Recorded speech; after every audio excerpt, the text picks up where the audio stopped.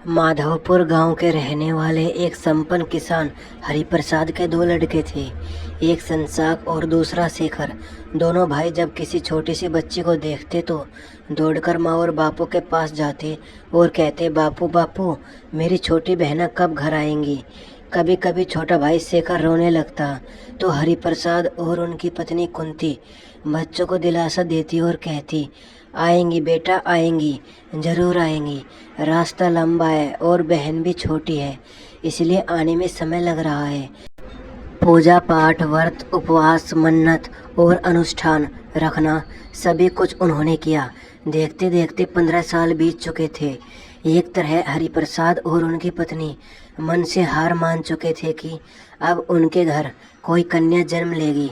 बड़ा बेटा संसाक अब कॉलेज में पहुंच चुका था और शेखर 8वीं कक्षा में। दोनों भाई अभी भी रक्षाबंधन के दिन बहन की राह देखते, शायद भूले भटके कोई बहन घर में आ जाए। एक दिन गांव के पुरोहित से हरिप्रसाद ने पूछा, क्या कोई ऐसी भगवान की पूजा है जिसे करने से मन्नत पूरी हो जाती है। पुरोहित जी ने कहा, हाँ, एक ऐसी पूजा है जिसे पूरा करने से भोलेनाथ खुश होकर उसकी इच्छा को पूरी करती है। यदि सावन में कोई व्यक्ति कांवड़ में जल लेकर बाबा भोलेनाथ को जल चढ़ाता है तो उसकी इच्छा पूर्ण हो जाती है। सावन आने पर हरिप्रसाद और कुंती कांवड़ में जल लेकर शिव की नगरी बाबा वैद्यनाथ धाम गए और वहां उन्होंने भोलेनाथ की पूजा की और कहा, हे प्रभु, यदि आप मुझ गरीब की पूजा से प्रसन्न है तो मेरी झोली में एक कन्या डाल दीजिए। हे प्रभु, मेरे दोनों बच्चे एक बहन के लिए तरस रहे हैं, उनकी मनोकामना प्रभु पूरी कर लीजिए। हे प्रभु, जब कन्या होगी तो हम दोनों कन्यादान करेंगे और महादान का भागी बनेंगे। वैद्यनाथ धाम से वापस आने के बाद भोलेनाथ ने उनकी सुन ली। कुंती ने एक सुंदर कन्या को जन्म दिया। उसका नामकरण में शक्ति नाम पड़ा। शक्ति का जन्मोत्सव बहुत ही धूमधाम से मनाया गया। शिव की पूजा और पूरे गांव को भोज खिलाया गया। दोनों भाई संसाक और शेखर बहुत खुश थे क्योंकि प्यारी सी गोल मटोल बहना घर आई थी। दोनों भाई प्यार से शक्ति को खिलाते, गाना सुनाते और बाहर घुमाने के लिए ले जाते। शक्ति जल्दी जल्दी बड़ा होने लगी। नानी के घर बड़ा गांव जाती, वहाँ भी सब उतना ही प्यार करते क्योंकि मामा के पास भी कोई बेटी नहीं थी। शक्ति 2 घरों में इकलौती लक्ष्मी थी। शक्ति इतनी सुंदर गुड़िया जैसी लगती कि गुड़िया भी उससे शर्मा जाए। 5 साल की शक्ति जब हो गई तो दोनों भाइयों ने सलाह किया और अपने पिताजी से कहा, बापू। तो हरिप्रसाद ने कहा, कहो क्या बात है। शक्ति गांव के सरकारी स्कूल में नहीं पढ़ेगी, उसे हम लोग अंग्रेजी मीडियम स्कूल में नाम लिखवाएंगे। हरिप्रसाद ने कहा, ठीक है, तुम लोग जहां अच्छा लगता है पढ़ाओ, पर उसे रोज स्कूल छोड़ने कौन जाएगा। बेटा, मैं तो उधर नहीं जा सकता क्योंकि मैं उधर जाऊंगा तो इधर काम कौन देखेगा। संसाक ने कहा, बापू, इसकी चिंता छोड़ दो, मैं उसे ले जाया करूँगा और ले आया करूँगा। ठीक है, जैसा तुम लोगों की मर्जी। यह कहकर हरिप्रसाद खेतों की ओर चल दिए। शक्ति के जन्म के बाद हरिप्रसाद खेतों की उपज बहुत बढ़ गई। जो खेत में उपज कम होती थी उसमें भी उपज ज़्यादा होने लगी। पूरा साल घर खर्च, बच्चों के पढ़ाई, रिश्तेदारी, सबके बाद हरिप्रसाद 2 लाख का धान गेहूं बिक्री कर देते थे। एक तरह से वो एक संपन्न किसान की गिनती में आते थे। शक्ति स्कूल पढ़ने के बाद कॉलेज में पहुंच गई। संसाक स्टेट बैंक में एक अधिकारी हो गया और शेखर एक आयकर अधिकारी हुआ। हरिप्रसाद ने कुंती से कहा, शक्ति की माँ, बच्चे अब काम पकड़ लिए, अब उनकी शादी कर देनी चाहिए। कुंती ने कहा, मैं भी यही सोच रही थी। लड़के जब नौकरी में आ गए तभी से ही लड़की वाले रिश्ते के लिए आना शुरू कर दिए। कहीं पर घर अच्छा तो कन्या नहीं, कहीं कन्या अच्छी तो घर नहीं। संसाक के बैंक में एक ममता नाम की लड़की कैशियर थी जो संसाक को अच्छी लगती थी। उसके व्यवहार, कुशलता, शालीनता संसाक को सभी अच्छा लगता था, पर वह ममता से कह नहीं पाता था। एक दिन लंच समय में ममता से पूछ ही बैठा, ममता, कहिए सर, तुम्हारे पिताजी तो तुम्हारी शादी के लिए परेशान होते होंगे। नहीं सर, ऐसी कोई बात नहीं, हम लोग सभी बहन छोटे थे तभी पिताजी का दिल का दौरा पड़ने से देहांत हो गया। घर में सबसे बड़ी मैं हूँ। 2 भाई और 2 बहन हैं। एक भाई कॉलेज में पढ़ता है और सब अभी स्कूल में ही पढ़ते हैं। संसाक समझ गया कि पिताजी नहीं होने से घर ममता को ही देखना पड़ता है। ममता के ऊपर काम का बोझ बढ़ जाता तो संसाक उसकी मदद कर देता। एक दिन कॉलेज से लौटते समय शक्ति ने भाई ममता के साथ चाय पीते देखा। वहाँ तो वह कुछ नहीं बोली। घर आकर संसाक से पूछा, भैया आपके साथ जो लड़की चाय पी रही थी वो कौन है और क्या करती है? संसाक ने कहा, बहन वे मेरी दोस्त है, मेरे साथ बैंक में काम करती है, उसका नाम ममता है। भैया ममता आपको ज़्यादा अच्छी लगती है क्या? क्या वो तुम्हें पसंद है? हाँ बोलो, नहीं तो मैं बापू से कह दूंगी। संसाक ने कहा, अच्छी लगती है पर बापू से ना कहना। दूसरे दिन शक्ति ने माँ से कहा, माँ एक लड़की है जिसका नाम ममता है, वह भैया के बैंक में काम करती है, भैया को वह बहुत अच्छी लगती है, तुम बैंक जाकर उसे देख लो। दूसरे दिन कुंती ने कहा, संसाक मुझे आज बैंक ले चल, तुम्हारी दोस्त ममता को देखना है। शक्ति ने मुझे सब बता दिया है, देखने के बाद मैं चट मंगनी और पट बिहा कर दूंगी। संसाक माँ को लेकर बैंक आया और ममता से परिचय कराया। कुंती भी ममता की शालीनता और व्यवहार से मोहित हो गई और उसने ममता से घर का पता लेकर चली गई। शाम को खेत से आने के बाद कुंती ने हरिप्रसाद से कहा, देखो जी मैं आज बैंक गई थी, वहाँ मैं संसाक के सभी दोस्त से मिली। वहाँ एक ममता नाम की लड़की थी जो मुझे बहुत अच्छी लगी। संसाक भी उसको पसंद करता है। मैं उसके घर का पता लाई हूँ। कल मैं सोच रही हूँ कि शेखर के साथ उसकी माँ से मिलाऊँ। हरिप्रसाद ने कहा, ठीक है, संसाक की माँ शेखर को लेकर चली जाना। दूसरे दिन शेखर को लेकर कुंती ममता के घर पहुंची। दरवाजे की घंटी बजाई तो उसकी माँ ने दरवाज़ा खोला। ममता की माँ ने कहा, आइए आप लोग बैठिए, अब बताइए आप लोग कौन हैं, कहाँ से आए हैं और क्या काम है? कुंती ने कहा, मैं संसाक की माँ हूँ, यह मेरा छोटा बेटा शेखर है। आपकी बेटी और मेरा बेटा एक ही बैंक में काम करता है, दोनों एक दूसरे को पसंद करते हैं। बच्चे की खुशी में हमारी खुशी है। बहन जी ममता के पिता नहीं है, घर को मेरी बेटी ही देखती है। बड़ा लड़का कॉलेज में पढ़ता है और ट्यूशन करता है। इस स्थिति में मैं बड़ी दुविधा में हूँ। कुंती ने कहा, ममता की माँ आप चिंता नहीं कीजिए, 2 जोड़े वस्त्र में बेटी को विदा कीजिए, मुझे और कुछ नहीं चाहिए। अपने मन से यह डर निकाल दीजिए। जब तक आपका लड़का नौकरी नहीं पकड़ लेता तब तक आप लोगों की देखभाल ममता ही करेगी।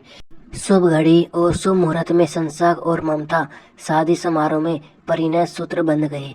शक्ति को तो जैसे खुशियों का खजाना ही मिल गया। ननंद भाभी का प्यार ऐसा था जैसे बचपन की कोई सखी हो। ममता ने अपने प्यार व्यवहार से सभी का दिल जीत लिया। हरिप्रसाद संसाक के विवाह भोज में पूरे गांव की भोज खिलाकर वर वधू को आशीर्वाद दिलाया। दोनों भाई शक्ति को योग्य और कर्मठ बनाना चाहते थे। बापू हरिप्रसाद का सपना था कि अब बिटिया बड़ी हो गई है, उसकी शादी कर दे। उन्होंने इस विषय पर दोनों बेटे से बात की। दोनों भाई ने बापू से कहा, बापू शक्ति अभी बीए फाइनल में गई है, बापू आगे वह पढ़ना चाहती है या कोई काम करना चाहती है, उसकी सहमति से ही निर्णय ले गए। बापू पहले जैसा अब समय नहीं रहा, लड़कियों अब घर के दायरा से बाहर निकल चुकी है। अगर शक्ति कुछ भी ना करना चाहे तो योग्य घर वर देखकर शादी कर देंगे। हरिप्रसाद ने कहा, संसावक मैं सोच रहा था कि पहले शक्ति का विवाह करूंगा फिर शेखर का। शक्ति के शादी में देरी करूंगा तो शेखर की उम्र बढ़ जाएगी। संसाक ने कहा, बापू पहले आप शेखर का कर दीजिए, फिर हम लोग शक्ति का शादी बहुत धूमधाम से करेंगे और मन की सारी इच्छाएं पूरी करेंगे। लड़की वाले तो शेखर की शादी के लिए आ ही रहे थे। राम संजोग जो एक ठेकेदार थे, उनकी बेटी अंजलि से शेखर की शादी तय हुई। राम प्रसाद ने अपनी तरफ से कोई मांग नहीं रखी। राम संजोग एक नामी ठेकेदार थे, उनकी जूती बोलती थी। राम प्रसाद को बिना मांगे ही दहेज में कोई कमी नहीं की। अच्छे ढंग से बारात का स्वागत के साथ ऐशो आराम की सारी वस्तुएं साथ बेटी दामाद को नए कार में विदा किया। शेखर के ससुर की संपन्नता देखकर गांव वालों की जलन हो गई। ठेकेदार राम संजोग की लड़की अंजलि खूबसूरत तो थी ही, पर ऐशोआराम में रहने के कारण जिद्दी और लापरवाह थी। राम प्रसाद ने शेखर का विवाह भी धूमधाम से मनाया। 2 भाभी के बीच अकेली ननंद शक्ति खुद को भाग्यवान समझने लगी। नई रसोई की विधि करने के अवसर पर कुंती देवी देवी ने कहा, बेटी अंजलि, आज से ये घर तुम्हारी और ममता का है। एक छोटी सी बहन शक्ति तुम लोगों का है। तुम लोग आपस में प्रेम से रहना, सुख दुख बांट कर चलना। कुंती देवी की यह बात अंजलि को पसंद नहीं आई। बोली तो वह कुछ नहीं, पर मन से सहमत नहीं थी। सुबह अंजलि देर से उठती थी, तब तक ममता और शक्ति मिलकर खाना बना लेते थे। खाना खाने के बाद संसाक और ममता बैंक निकल जाते थे और शक्ति अपने कॉलेज के लिए रवाना होती। शेखर भी ऑफिस चला जाता। घर में सास कुंती और बड़ अंजलि बच जाते। नहा धोकर अंजलि खाना खाती और सारा दिन स्मार्टफोन या फिर टीवी में उलझी रहती। कभी कोई मेहमान इस बीच आ जाते तो जैसे तैसे उठकर चाय नाश्ता बना देती। कभी कभी कोई मेहमान बिना चाय नाश्ते किए ही चले जाते। यह बात कुंती देवी को अच्छी नहीं। लगातार सोचती कि बहू है, धीरे धीरे सब सीख लेगी।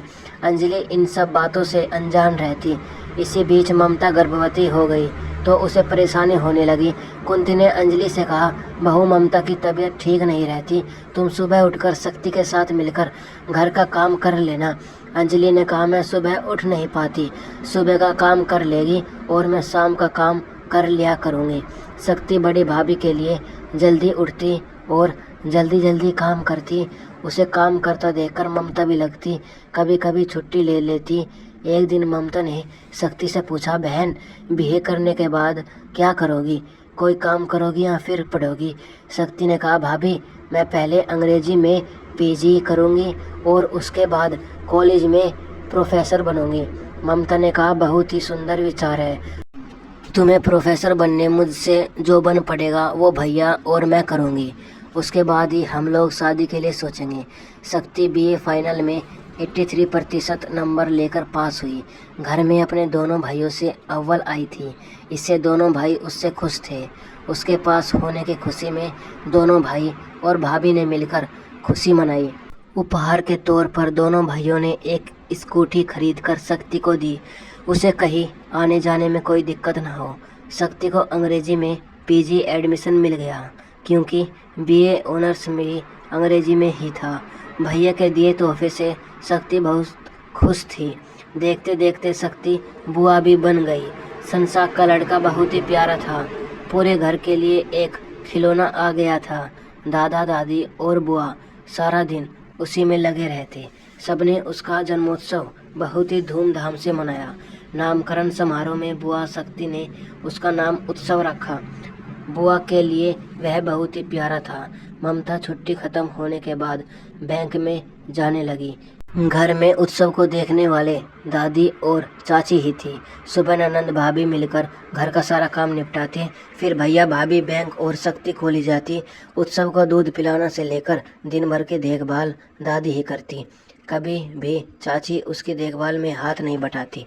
उत्सव रोता तो अंजलि कहती, माँ, उत्सव को लेकर बाहर बैठिए, मुझे नींद में बाधा हो रही है। इसी बीच शेखर का प्रमोशन हो गया। उसे सरकारी बंगला, कुक और नौकर सभी मिला। शेखर को वहाँ जाने का मन नहीं था, पर माँ, पिताजी और भैया की वजह से वहाँ जाना पड़ा।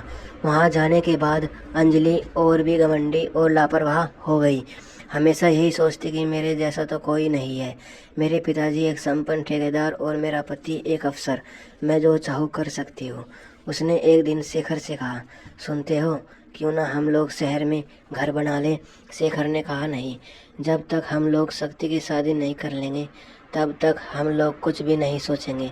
अंजलि ने कहा, उसकी शादी में बड़े भैया भी तो मदद करेंगे, वो उनकी भी तो बहन है। अंजलि, तुम चुप रहो। शक्ति हम दोनों भाई की प्यारी बहन है, इसमें तुम कुछ ना ही बोलो तो अच्छा है। अंजलि गुस्से में आकर वहाँ से चल दी।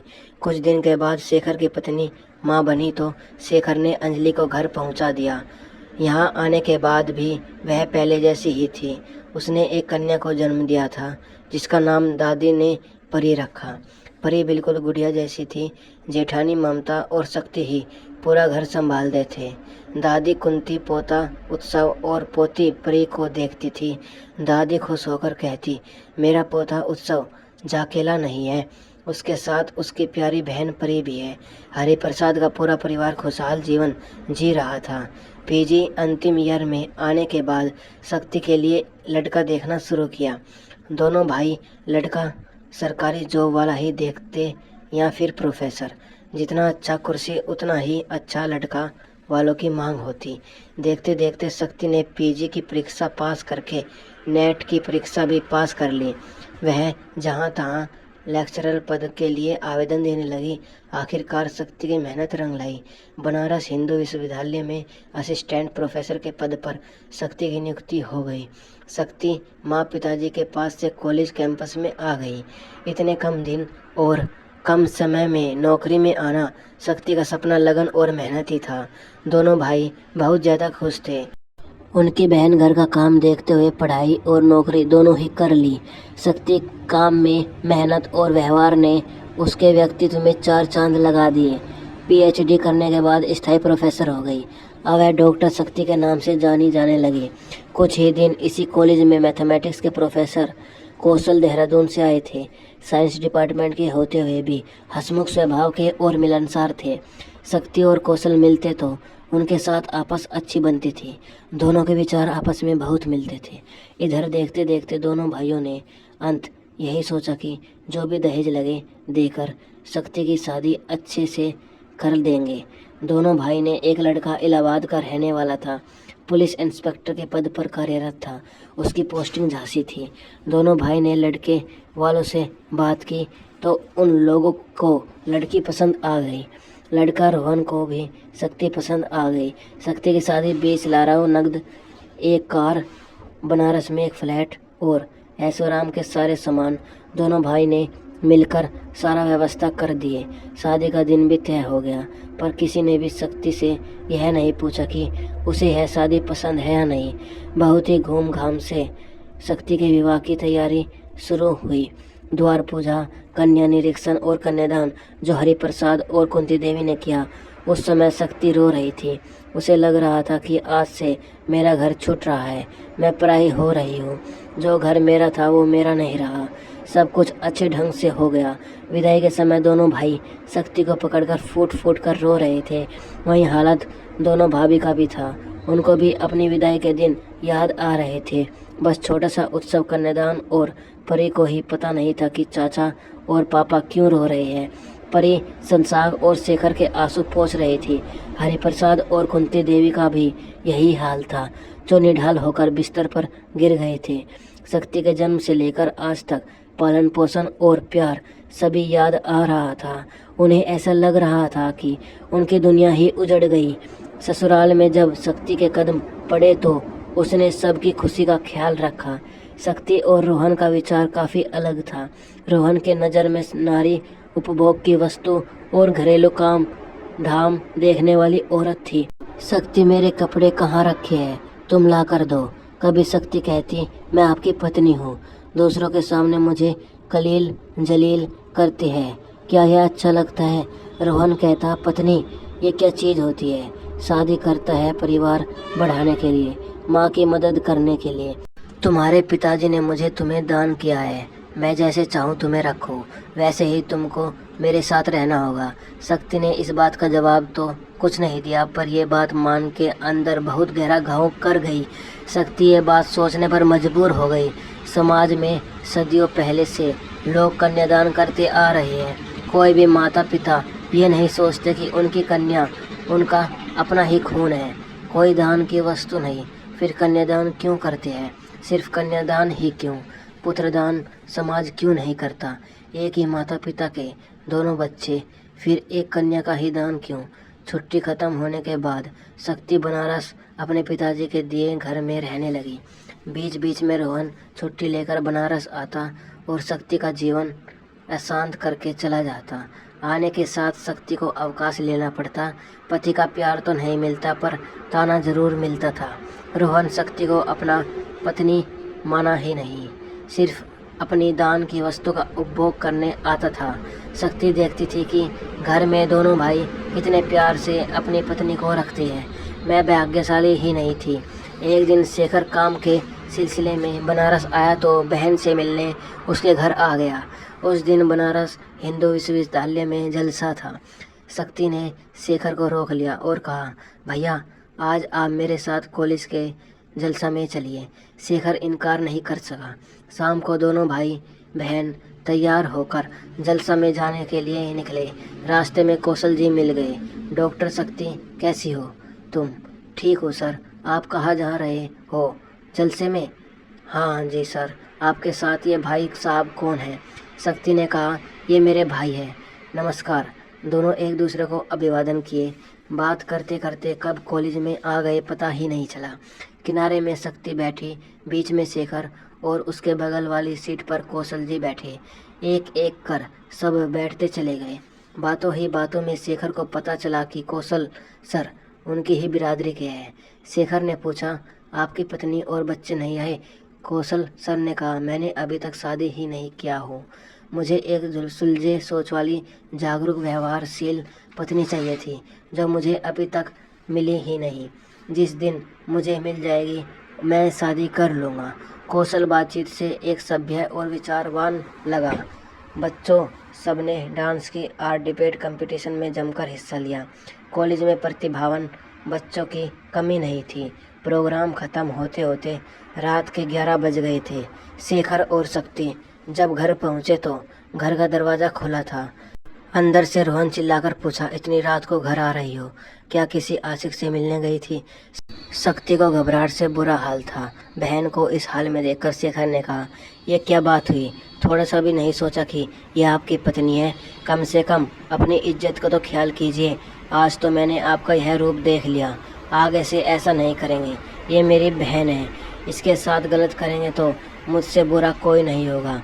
अगले दिन शेखर बहन के पास से घर लौट आया। रोहन का रूप देखकर शेखर के मन में एक दहशत समा गया। उसने अकेले में अपने बड़े भैया संसाक से कहा, भैया हम लोग बहुत ही शौक से दान दहेज देकर शादी किए, पर हम लोग शक्ति के शादी में ठगा गए। ना ही मनचाहा घर मिला और ना ही वर। लड़का बहुत ही बदतमीज है।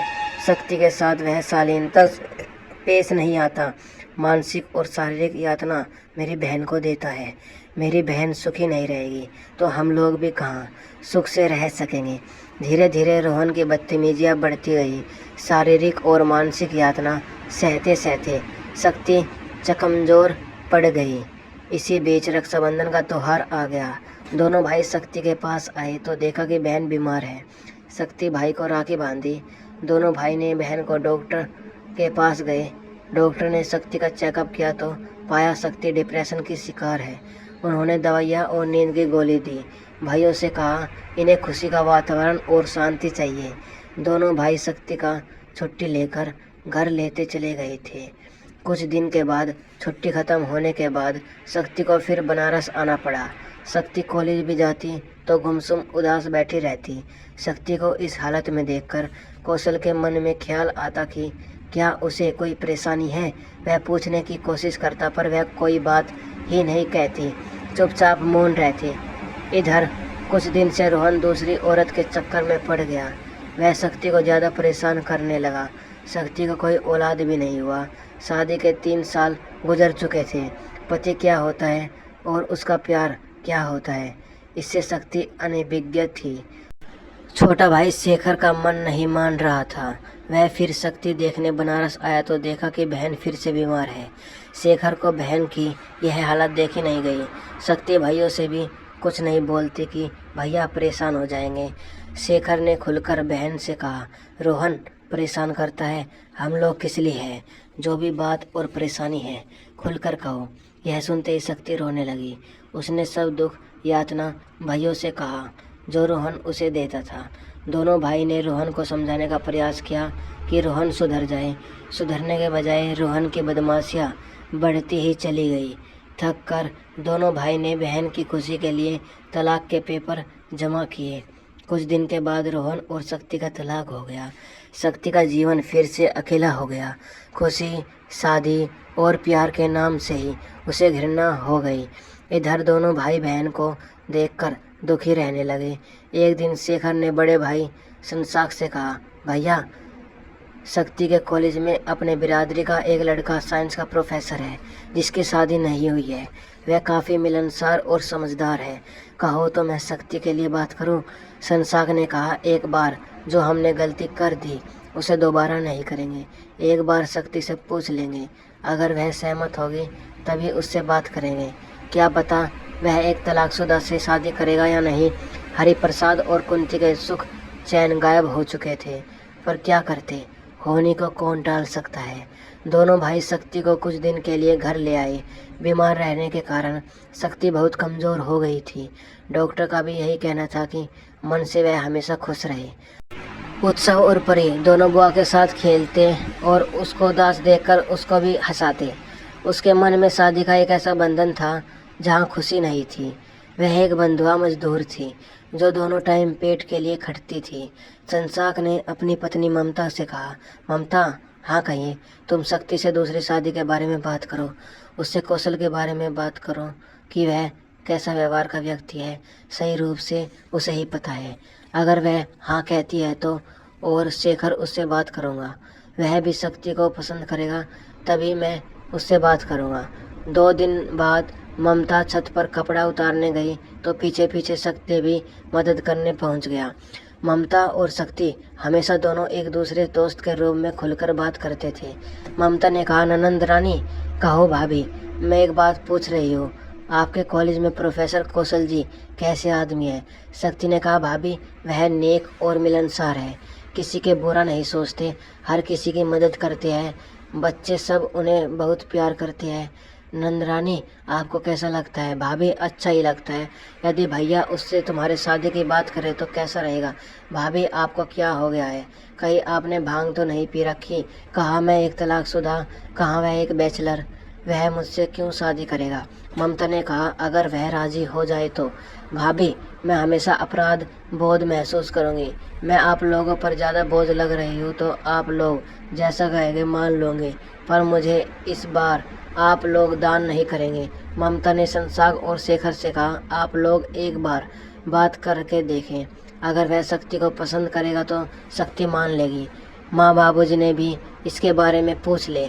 दोनों भाई ने जब माँ पिताजी से पूछा तो उन्होंने कहा, अगर हो जाए तो सही, मेरी तरफ से हाँ ही है।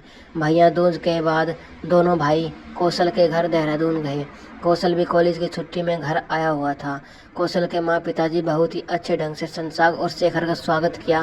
वे पहाड़ी क्षेत्र के रहने वाले थे, परंतु काफ़ी नेक, सज्जन और सुलझे विचार रखने वाले थे। संसाग और शेखर में अकेले में कौशल से पूछा, कौशल जी, आपको मेरी बहन कैसी लगती है। यदि आपको पसंद होगी तभी हम लोग आपके माता पिता से शादी की बात करेंगे। कौशल ने कहा, वह सुशील, नेक और मिलनसार महिला है, मैं तो शादी कर लूँगा, पर शक्ति की इच्छा भी जानना जरूरी है। रही बात तलाक की तो इस विषय में मैं कुछ नहीं पूछूंगा। अगर तलाक हुआ भी है तो इसमें शक्ति की कोई गलती नहीं होगी। शेखर और संसाग ने जब उनके माता पिता से बात की तो उन्होंने कहा, जो मेरा बेटा को पसंद हो वही मेरा पसंद है। आप अपनी बहन को एक बेटी के रूप में मुझे देंगे, वही मेरा लिए सब कुछ है, मुझे और कुछ भी नहीं चाहिए। दोनों भाई शादी की बात पक्की करके आ गए। शादी बनारस से होगा, यही निश्चित हुआ। बनारस में बहुत ही सुंदर और साधारण तरीके से विवाह संपन्न हुआ। इसने प्रोफेसरों की टोली और गणमान्य लोग शामिल हुए। बहुभोज में भी सभी लोग शामिल हुए। नए ससुराल में आने के बाद शक्ति के सोच ने विचारधारा ही बदल दी। शादी का बंधन उसे मंगलमय लगने लगा। कौशल को जीवन साथी के रूप में पाकर सारे दुख दर्द भूल चुकी। प्यार और खुशियों के संसार से शक्ति का परिचय अभी अभी ही हुआ। कन्यादान की रस्म को ना करते हुए दोनों परिवार बेटा और बेटी को अपनाया। समाज भी इसको समझते हुए सोच बदलने का प्रयास करे।